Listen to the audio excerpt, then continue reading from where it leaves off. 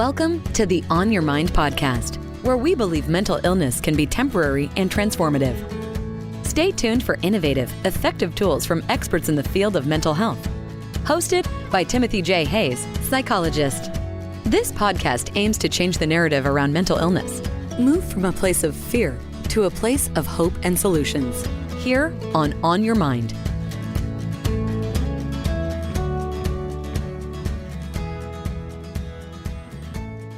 Marcella Pixley is the author of 4 acclaimed books for children that all explore complex family dynamics and mental health issues. Marcella, thank you so much for joining us here this morning. It's a delight to finally see you face to face. It's great to be here. Thank you so much for having me. I like to start these with a question like, what got you into the work you're doing and what drives your passion for it?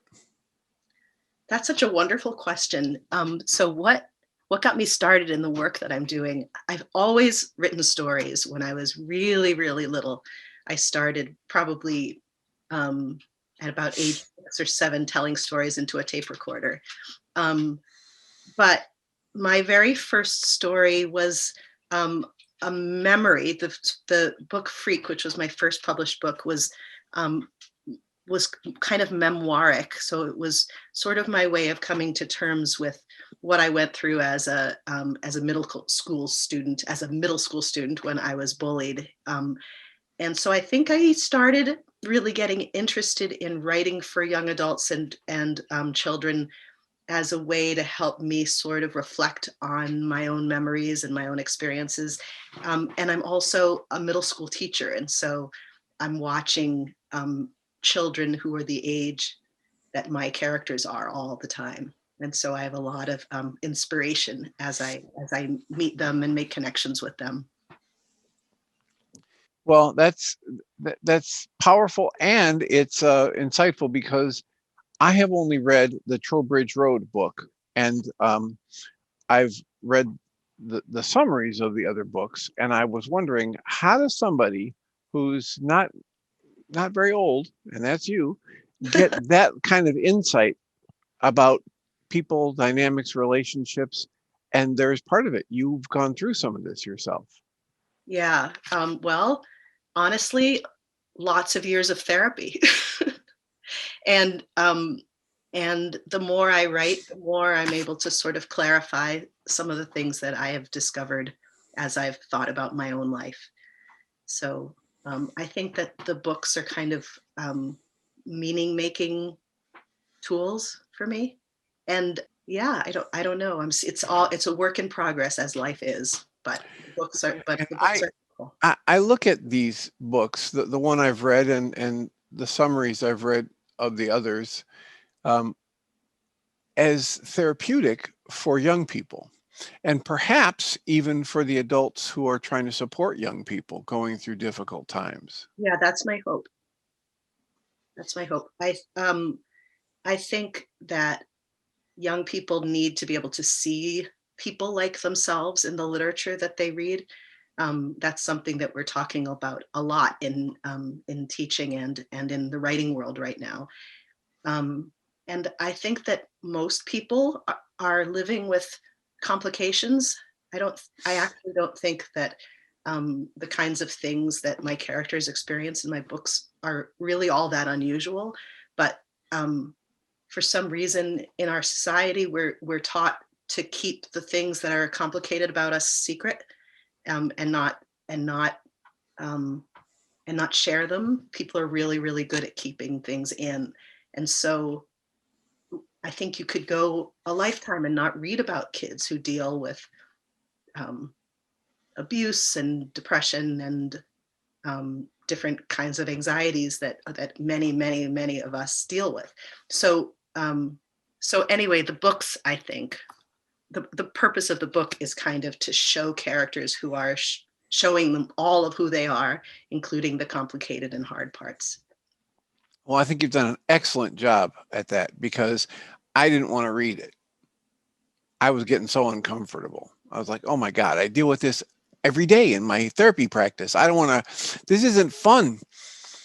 But I got hooked and it didn't it didn't disappoint. There's a lovely holding to the honesty. And of course, most of us who understand the value of honesty realize we will be uncomfortable in the moment at times with honesty, and Yeah, we will be healed through that discomfort. but And that's, I think one of the messages of the book is that you can be uncomfortable, and things can shake and things can become really difficult as you face something. But if we're lucky, there's enough substance beneath that that we can become stronger as a result of looking at these things. yeah, and I think I heard you say something like you don't think these characters are that unusual. And I would say the opposite. These characters in your books are more the norm. Yeah, And the idealized version of life that we see and the people that we promote to king and queen of the prom and the popular group, they're always in the minority. There are far more people who struggle.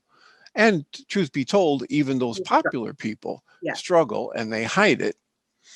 You know, why aren't we talking more about this? Well, because of the culture that we've got set up. Yeah, And but I think it's a culture that's changing. And I think especially now that mental health issues are becoming such, I mean, um, they've always been problems in our society. But right now, during the pandemic, when it's come to the surface for so many young people, that it's something that very badly needs to be dealt with, and maybe dealt with is the wrong word, but reflected upon in our yeah, society. acknowledged, right? And Acknowledged, yeah. acknowledged openly. What if we talked about, you know, how you doing today, actually caring about the response? What if the topic of mental health was as common as asking about the weather or your politics? And Yeah, it should be. I mean, students and young people and people our age too need to be able to um, speak from the heart, and that's when things get better. well, I remember a number of years ago, I watched a TED talk by a young psychologist, and he was one of a pair of twins, and he'd gotten separated from his brother to go somewhere to school. And his brother didn't call him on his birthday. And he just went into, or didn't respond to him when he called her, and he went into a tailspin. And he Mm. used that in this TED talk because he knew tools that he could apply to his mental health. He called it emotional hygiene, and he didn't use them. They're proven. We who people in the psychological and psychiatric fields, we understand a lot about how people work and what works, help them get better, and what gets them stuck. And he said it just struck him that here he is, a psychologist who's trained in this stuff, but it didn't even occur to him to use the tools.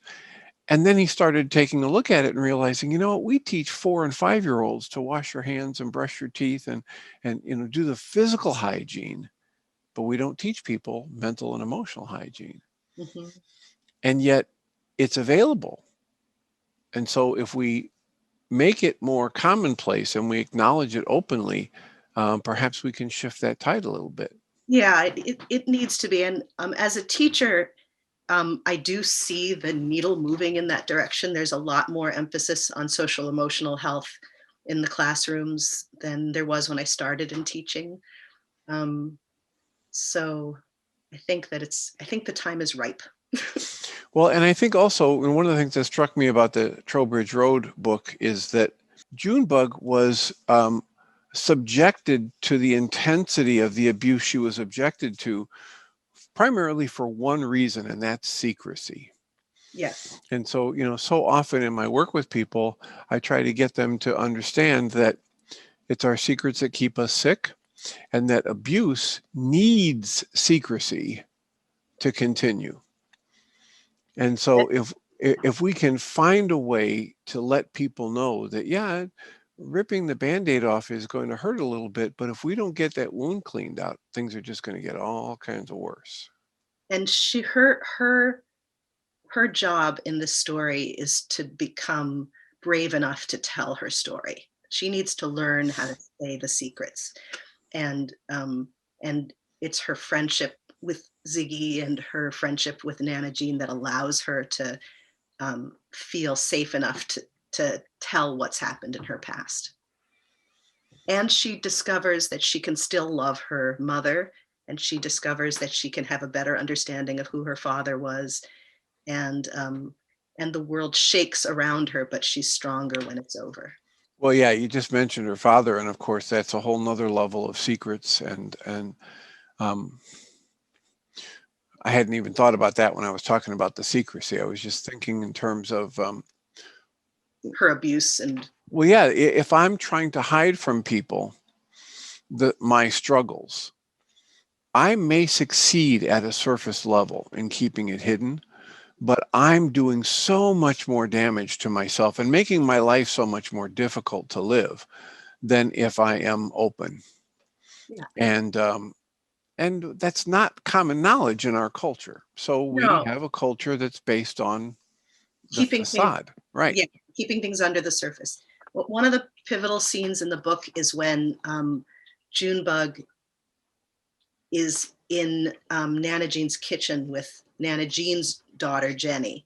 And Jenny has this moment of reckoning where she confronts her mother about things that happened in their earlier life. And Junebug is just an observer to this moment where she sees the daughter call her mother out on things that happened when they were younger, and sees the anger between them and sees the love between them, and then sees that things go on and they're able to continue being a family and loving each other, even though those things that they were keeping inside could be were explored and sort of brought out to the table. Right. They can stay connected. And stay connected, yeah. Even though they're being honest. Yeah, and honest and angry, and it's hard. And it's a really important scene for her because she's going to be telling her own story soon. And it's that moment that is one of the moments that drives her to be able to tell her own story. Well, and one of the many things I appreciate about the book is that your Nana Jean is not perfect. She's not, the immaculate conception and sinless. She's just a real human being who's been through rough times and who, for whatever reason, had the resources or had some support in her life to cling to the loving and the maintaining and the consistency themes that let us feel safe and grow together in relationship. Well, she's a better grandmother than she is mother to Jenny. So and how many of us, right, could enter that description? People grow and learn, and so I think that sometimes and the relationship with a grandchild is maybe an opportunity to not have the intensity of the relationship you have with a child.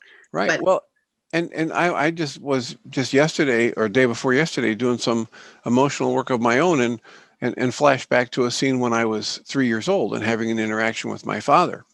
And one of the release pieces for me was when I got the actual image of my dad. Oh my God.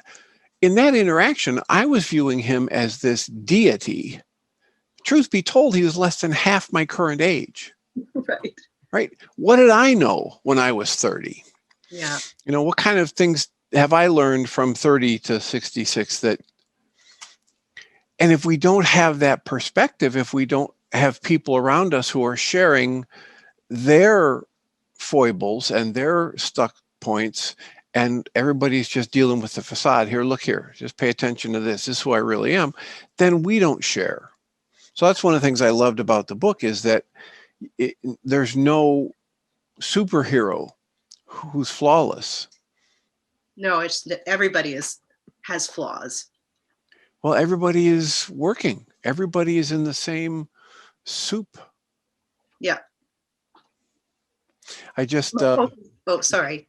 Just last night I was introduced to the movie Milton's Secret, which basically has the same themes we're talking about here. There's a grandfather who was a far better grandfather than he was a parent, and he has a grandson who's getting bullied, and all of that lovely stuff unfolds without trying to make anybody into this magnificent superhero, just people. And when they get honest and when they share openly and apologize and express their affection, life unfolds very differently. Yeah, I think that, I mean, that's one of the important things that I'm trying to get to with this book, but also with the rest of my books as well, which is that everybody is imperfect and everybody is struggling with something. And how wonderful would it be in a world to know that you are not alone in what you're going through, that actually this is the human experience. Even though we all have our own things that are specific to us, but this is the norm, is that people are struggling and trying to get stronger and doing the best they can and failing, and then hopefully learning from it and picking themselves up. So I'm trying to write books that are showing people who are doing that, and not to set a path for other people to do it, but just to give a way for young people to recognize that whatever it is that they are dealing with, they're not alone, that other people have been through it. Yeah, you said to give a way for that, and I would put the word permission in there, to give Yes. overt, directly stated permission. Hey, look, every one of us, loss is half of life. David White, the poet, talks about that beautifully. For some of us, it's more than half. That's right. But everything about our lives is gain and loss, and gain and loss. And if we aren't raised in a family that's willing to talk about that, it's important to find, as you've got, Junebug in the story, finding somebody outside her core home she can talk about that loss with. She can be honest about its impact on her. Yeah, Just like with you and in Freak, the idea that at some point you had to be able to come to terms with the bullying. Mm-hmm. Yeah, and people don't do that alone. That's what other people are in our lives for, among other things. but we depend upon our communities, and we depend upon the people in our lives that we come into contact with to be those kinds of supports, like Nana Jean is for Junebug, and Ziggy also, and Junebug's uncle. And Junebug's uncle Toby. So she's got a difficult home life, but she's also blessed with supports that that people can find if they look, hopefully. I mean, it's not always a given that those supports are going to be there, but and one of the powerfully true things about the way you've written the book is that it wasn't easy for Junebug to allow the connection with either Nana Jean, or is it Ziggy? Ziggy, yeah. And so I think you described that beautifully, that I'm yearning for that connection. I can see that they've got something that I would love to have in that house over there that I'm spying on. I'm yearning for it, but I can't, I'm not even sure that even when it gets presented to me, that I'm going to let it in. And so, the honesty about even that battle, that struggle internally, I think is an important part of the book too. Yeah, thank you. I think that Junebug is hungry. So I mean, there's a metaphor of hunger through the book that's often sort of symbolized through the meals that Nana Jean makes, that Junebug smells, and the tantalizing sort of sense of the cooking. But Junebug's hunger is so much deeper than food, and what she's yearning for has to do more with her soul being fed, and her and to be cared for and held. Yeah, it's delightful. So you've mentioned Freak, which was the first book, and that if you would, whet people's appetite for the 4 books you have published already. Start with Freak. Okay. Well, I was a very quirky kid through my life. I'm a big, older, quirky kid. And when I was in middle school, because of the strange way I dressed, and I used to wear my hair in like 3 ponytails, and I read the dictionary and just kind of did my own Yeah, the Oxford English Dictionary, not just any dictionary. the dictionary. Yeah. So my sort of 6th through 8th grade years were not so easy as a result of that.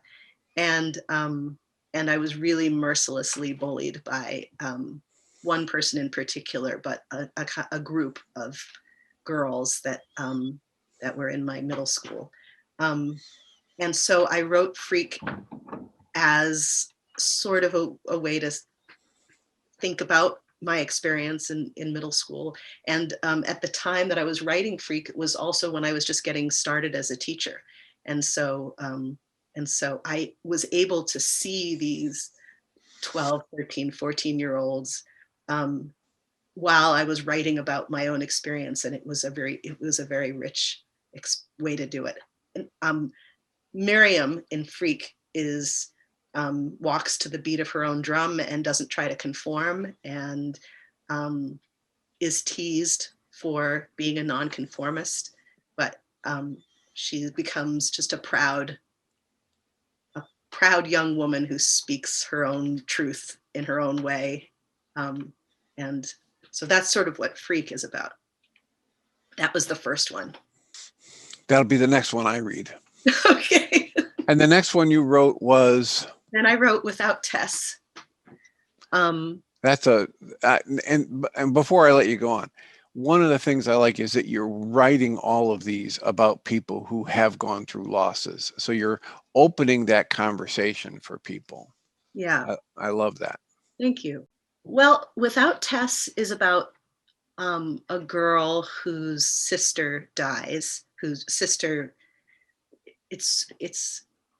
don't want to give too much away about how the death occurs, but there's mental illness in her sister's life, and the death is surrounded by that reality. And the story is told in 2 time periods. One is in the current day, which is when Lizzie, who is the main character, is 16. And also in flashbacks to when Lizzie and Tess were younger, and when Lizzie was 10. And Lizzie and Tess have this fantastical imaginary world, which Tess takes seriously, and more seriously than her sister does. For her sister, it's just a game, and for Tess, it becomes something real. And the story is about letting go of some of the relationship, and not feeling the guilt that's surrounding the sister's death, and Lizzie discovering her own voice. Tess is a poet, and the book has a lot of Tess's poetry sprinkled through it at the beginnings of chapters. And part of what happens to Lizzie in the book is for her to realize that she has her own poetry to tell. So I loved that book. And part of that book was inspired by a cousin that I had who died when I was 16. And she wasn't very much like Tess in the book at all, actually. She was a mentally healthy person who had cancer.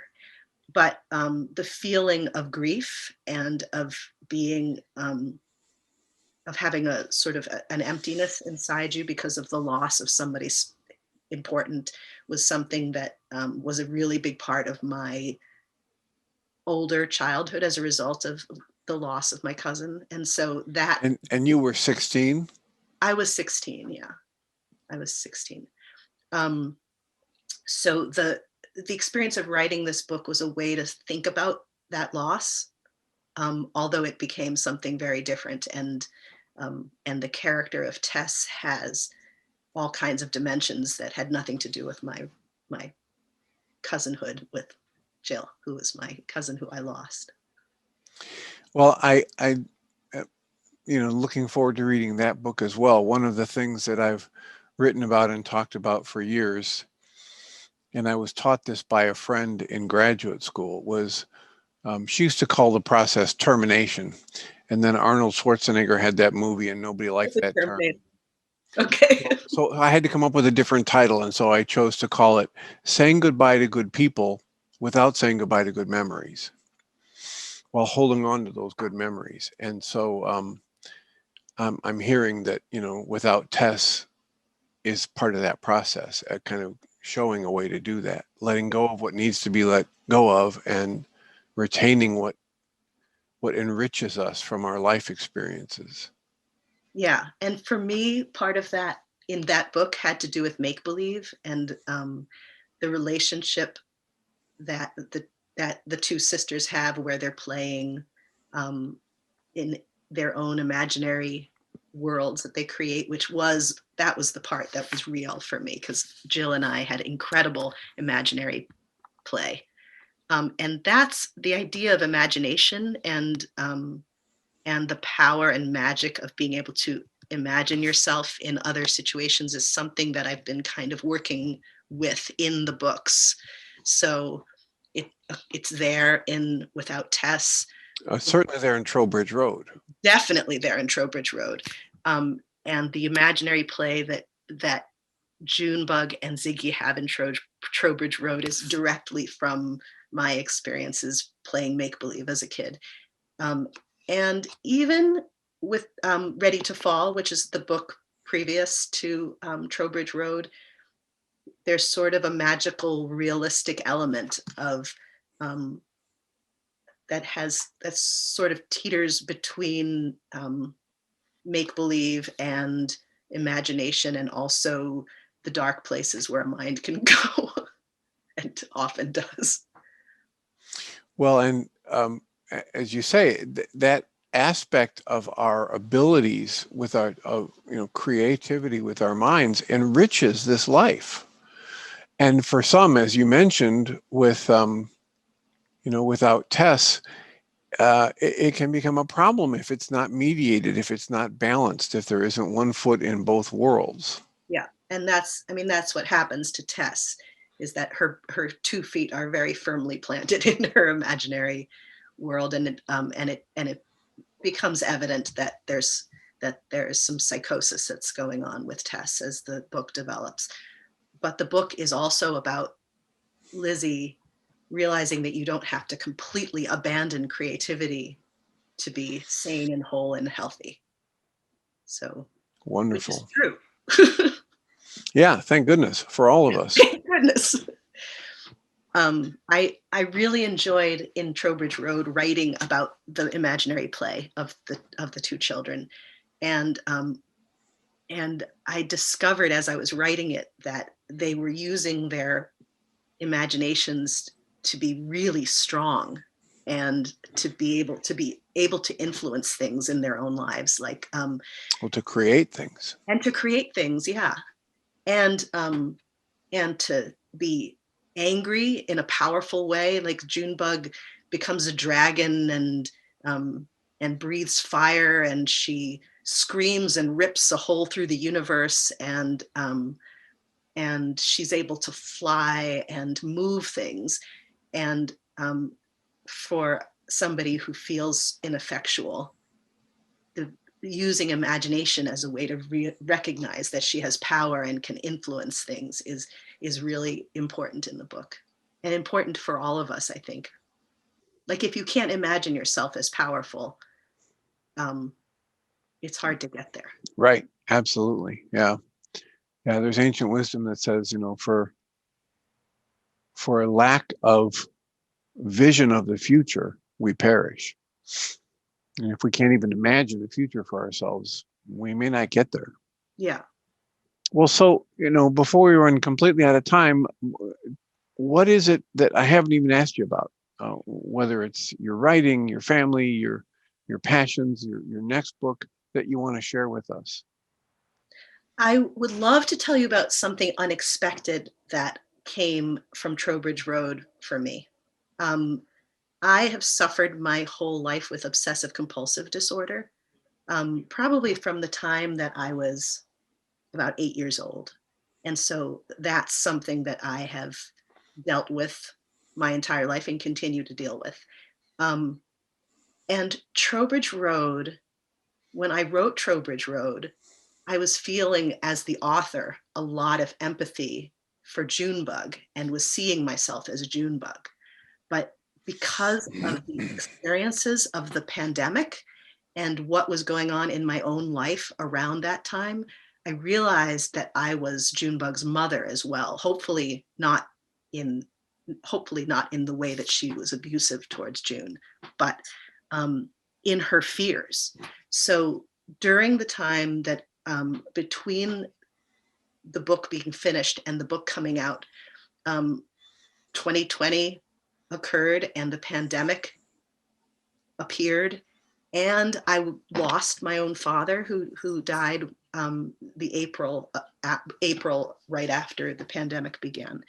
And I started experiencing a kind of compulsiveness that I had never experienced before. Usually, my OCD took the shape of worries about death, and that sort of through my life has been a constant way that my brain does its thing.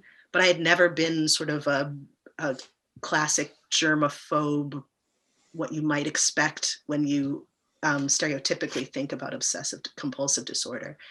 But because of what had happened with my father's dying and my own fears that developed through the pandemic, I realized that that I was Angela Jordan as well, and that this character in some ways was maybe preparing me for something that was going to come out in the perfect storm that existed when the pandemic hit.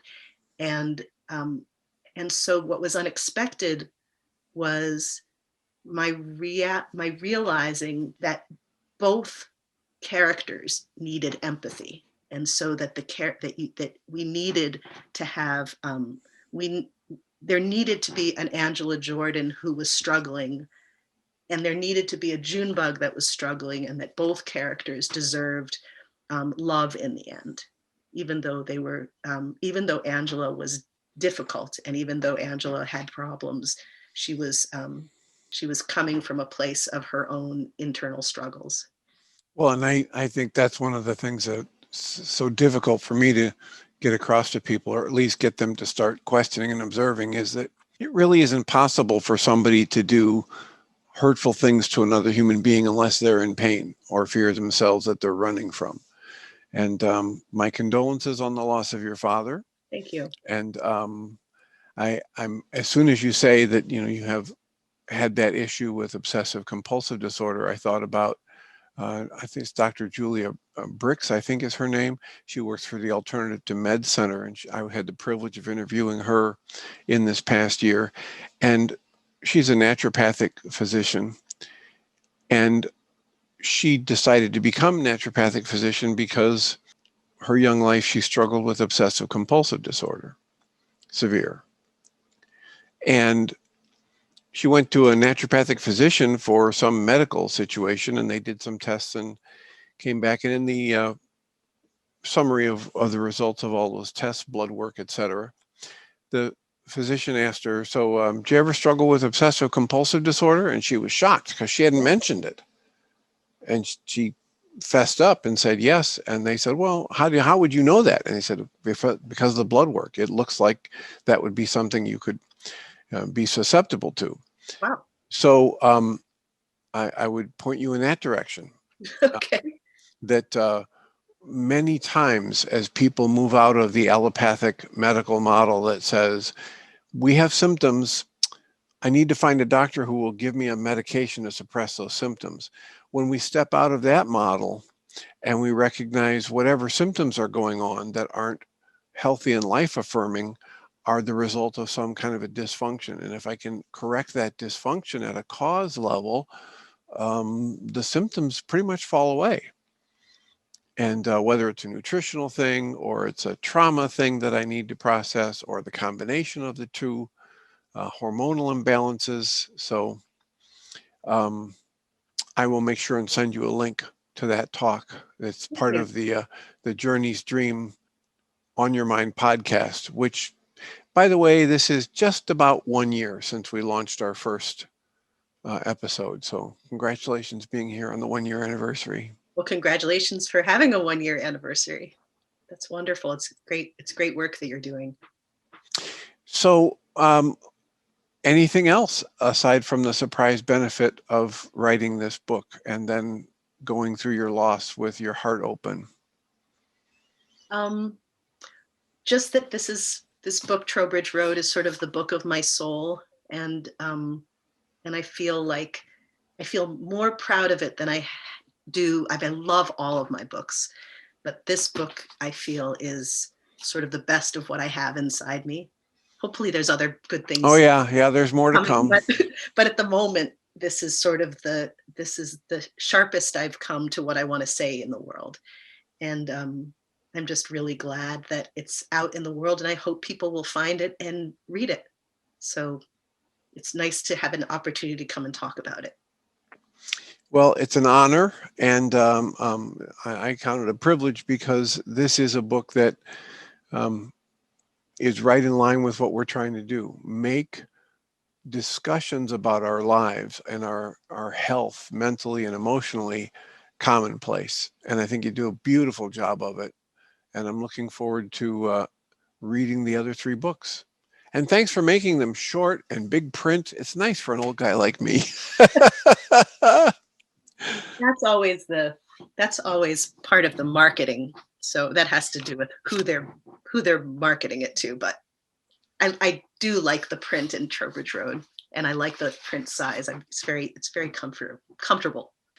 Well, I look forward to the next book, and if you'll allow me, I'll reach out when I find out you've published another one, and we'll have another conversation. Thank you. There's another one in the works. Actually, one of the things that's in the works that I should mention is that I'm going to be part of an anthology that's coming out in 2023 called Absolutely Normal, which is an anthology of own voices authors who have struggled with mental health issues. And all the stories in the anthology are about characters who are struggling with different mental health issues. So that book is going to come out from Candlewick Press in 2023, and that's too far away, but it's Absolutely Normal. It's out there. It's out there. But you said it's Absolutely Normal is the title? Absolutely Normal is the title, and the editors are Nora Shalway Carpenter and Rocky Kalin, who are wonderful writers themselves. And Candlewick Press? Candlewick Press. All right. Excellent. Well, that's something else to get excited about and look forward to. Yes. Well, congratulations on that, and thank you so much for spending this time with us. It's been a delight. Thank you so much. It was great to be here. Marcella Pixley is the author of 4 acclaimed books for children that all explore complex family dynamics and mental health issues. Her first book, Freak, was published in 2007. It was a Kirkus Best Book of the Year. Her second book was Without Tess, published in 2011. It was a Junior Library Guild selection. Her book, Ready to Fall, was published in 2017. It was a Bank Street Best Book of the Year. Her most recent novel, Trowbridge Road, was published in 2020, and it was longlisted for the National Book Award and was named a Best Book of 2020 by Shelf Awareness, Junior Library Guild, Amazon, Reading Group Choices, and Kansas NEA. Marcella teaches 8th grade language arts in Carlisle, Massachusetts. You've been listening to the On Your Mind podcast, offered by Journey's Dream, where we support people through mental health challenges to a place of true and lasting well-being. If you love our show, we invite you to visit onyourmindpodcast.org to join the conversation, access the show notes, and discover our helpful resources. Thank you for listening.